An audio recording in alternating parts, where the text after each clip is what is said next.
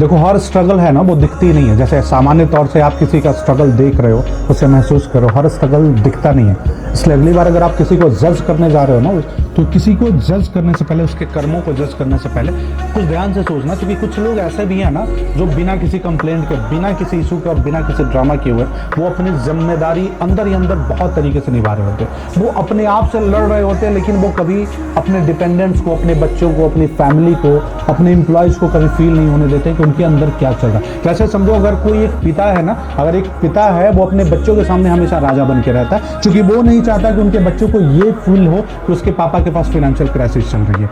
अगर एक पति है वो अपनी पत्नी के सामने कभी ये नहीं दिखाना चाहता कि वो किस प्रकार से इस महीने के खर्च को इस महीने में एडजस्ट कर रहा है, इस महीने के खर्च को अगले महीने के लिए कैसे वो मैनेज करके चल रहा है। तो कुछ लोग जो हैं वो अंदर ही अंदर लड़ रहे होते हैं। कभी भी किसी भी व्यक्ति का हुलिया देख करके, उसका काम देख करके जज मत करना। कुछ लोग अंदर ही अंदर लड़ते हैं, वो नहीं चाहते कि उनकी डिपेंडेंट को कभी कॉम्प्रोमाइज़ करना चाहिए। अगर आपका बॉस भी कभी बहुत ही शांत रहता है, बहुत ही एकदम सबल रहता है, तो आप ये मत समझो कि वो बेवकूफ़ है, उसकी सोचने की शक्ति खराब है, या फिर उसका परवरिश ऐसा है। ऐसा कुछ नहीं होता। उसके दिमाग में कई ऐसी चिंताएं चल रही होती है। उसके जेब में चाहे पैसे नहीं हो, लेकिन उसकी पूरी कोशिश होती है कि जो एम्प्लॉय उनके लिए काम कर रहे हैं उनकी सैलरी समय पे जानी चाहिए। वो अंदर ही अंदर लड़ रहा होता है। दूसरे सेविंग का पैसा तीसरे सेविंग में जा रहा है, कहीं का पैसा कहीं बेच करके भी उनकी कोशिश होती है कि उनके एम्प्लॉय की सैलरी टाइम पे जाए। ऐसे ही हर मामले में होता है। कभी कोई एक घर का बेटा ये नहीं चाहता कि उसकी फैमिली को किसी भी एंगल पे कॉम्प्रोमाइज करने की आवश्यकता पड़े। वो खुद अपने आप में कॉम्प्रोमाइज कर लेगा, वो अपनी जरूरतों को कम कर लेगा,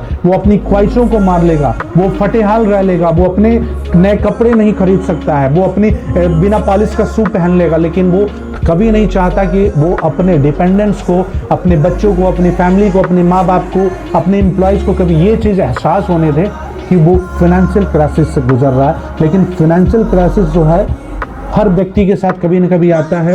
उसे हैंडल करना आज के डेट में बहुत बड़ी चुनौती हो गई है।